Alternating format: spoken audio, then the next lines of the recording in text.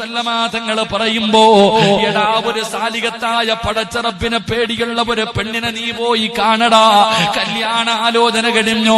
പടച്ചവനെ അവസാനം ഇന്നൊക്കെ പെണ്ണ് കാണാൻ പോകുമ്പോ കൊണ്ടുപോകുന്നത് ഫോണാണ്. കൊണ്ടുപോയി ആദ്യം കൊടുക്കുന്നത് ഫോണാണ്. എന്നിട്ട് നമ്പരും കൊടുത്തിട്ട് പറയും വിളിക്കോ. എടാ നല്ല ഉപ്പയ്ക്ക് പിറന്ന മോളാണെങ്കിൽ നിങ്ങൾ എന്നെ കുറ്റം പറഞ്ഞാല് കുഴപ്പമില്ല. നല്ല വാപ്പായിക്കും ഉമ്മായി പിറന്ന മക്കളാണെങ്കിൽ വിളിക്കുമ്പോ പറയും കൊണ്ടുപോ നിന്റെ ഫോണ്. എനിക്ക് 18 കൊല്ലം അല്ലാഹനെ പേടിച്ച് ജീവിക്കാൻ കഴിയുമെങ്കിൽ നീ കെട്ടുന്നത് വരെ നടക്കാൻ എനിക്കറിയാമടാ. നട്ടല്ലില്ലാത്ത വാപ്പമാര്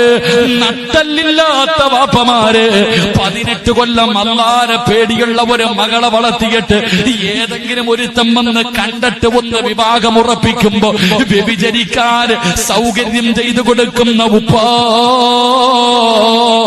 നീ നേരെയാകുവോ? നീ അള്ളാന്റെ മുന്നിൽ കുറ്റക്കാരനാണ്. പടച്ചറപ്പ് നിന്നെ വെറുതെ വിടത്തില്ലെന്ന് ആദരവായ പ്രവാചകൻ നബി മുഹമ്മദ് മുസ്തഫ. ഉറക്കപ്പറ ആദരവായ പ്രവാചകൻ നബി മുഹമ്മദ് മുസ്തഫ സല്ലല്ലാഹു അലൈഹി വസല്ലം. നീ എങ്ങനെ? നീ വാപ്പ നിന്റെ മോളെ 18 കൊല്ലം വളർത്തും. ഫോണും വിളിക്കൂല, വ്യഭിചരിക്കാനും വിടൂല, കറങ്ങാനും വിടൂല. പക്ഷെ 18 വയസ്സുള്ള നിന്റെ മോളെ ഏതെങ്കിലും ഒരുത്തം വന്ന് കണ്ടു, കല്യാണം ഉറപ്പിച്ചു. ആദ്യം കൊടുക്കണത് ഫോൺ. ഇപ്പൊ പിന്നെ പെണ്ണ് കാണുന്നത് മാലിക്